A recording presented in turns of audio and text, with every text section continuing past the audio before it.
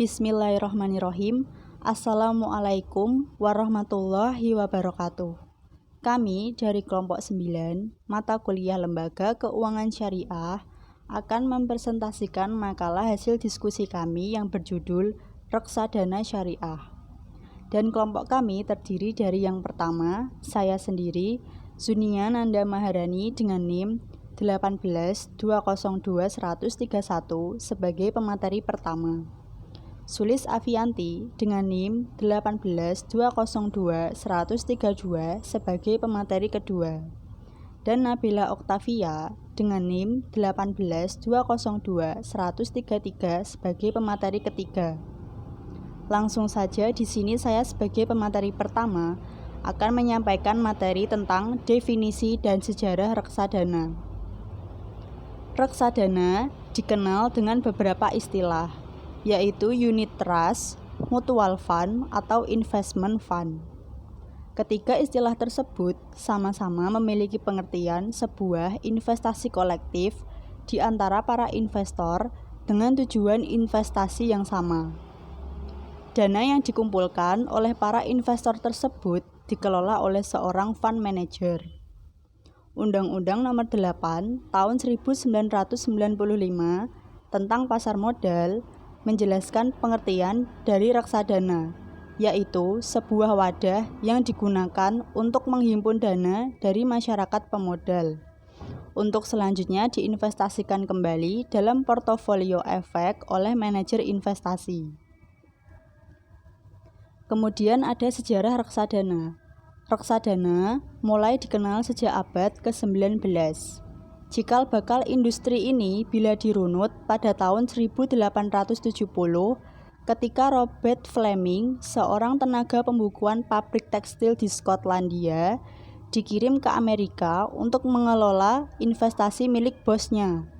Di Amerika ini, ia melihat peluang investasi baru yang kemudian muncul menyusul berakhirnya Perang Saudara. Di Indonesia sendiri, instrumen reksadana mulai dikenal pada tahun 1995,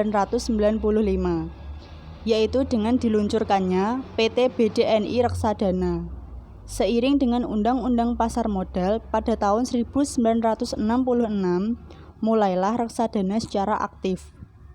Reksadana yang tumbuh dan berkembang pesat adalah reksadana terbuka.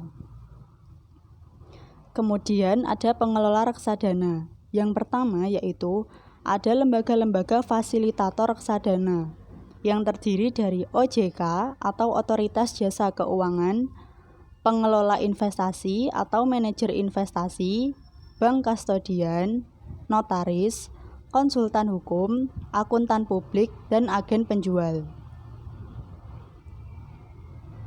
OJK adalah lembaga independen dan bebas dari campur tangan pihak lain yang mempunyai fungsi, tugas, dan wewenang pengaturan, pengawasan, pemeriksaan, dan penyidikan di sektor jasa keuangan. Pengelola investasi atau manajer investasi adalah pengelolaan reksadana dilakukan oleh perusahaan yang telah mendapatkan izin dari Bapepam LK sebagai manajer investasi. Bank kastodian berwenang dan bertanggung jawab dalam menyimpan, menjaga, dan mengadministrasikan kekayaan, baik dalam pencatatan serta pembayaran atau penjualan kembali suatu reksadana berdasarkan kontrak yang telah dibuat dengan manajer investasi. Notaris berwenang mengeluarkan akta badan hukum pengelola investasi, baik pendirian maupun pembubaran, menyaksikan pengesahan dokumen kontrak investasi pada tahap persiapan dan perikatan lainnya. Konsultan hukum bertugas meneliti aspek-aspek hukum emiten dan memberikan pendapat segi hukum atau legal option tentang keadaan dan keabsahan usaha emiten. Akuntan publik bertugas antara lain melakukan pemeriksaan atas laporan keuangan perusahaan dan memberikan pendapatnya, memeriksa pembukuan, apakah sudah sesuai dengan prinsip akuntansi Indonesia dan ketentuan BAPEPAM LK, serta memberi petunjuk pelaksanaan cara-cara pembukuan yang baik apabila diperlukan. Yang terakhir yaitu agen penjual. Agen penjual adalah pihak yang menjualkan produk-produk yang dikelola oleh manajer investasi kepada nasabah baik perorangan maupun badan hukum. Materi selanjutnya akan disampaikan oleh pemateri kedua yaitu Mbak Sulis Afianti. Demikian materi yang dapat saya sampaikan, kurang lebihnya saya mohon maaf apabila ada kesalahan. Wabillahi taufik wal hidayah. Wassalamualaikum warahmatullahi wabarakatuh.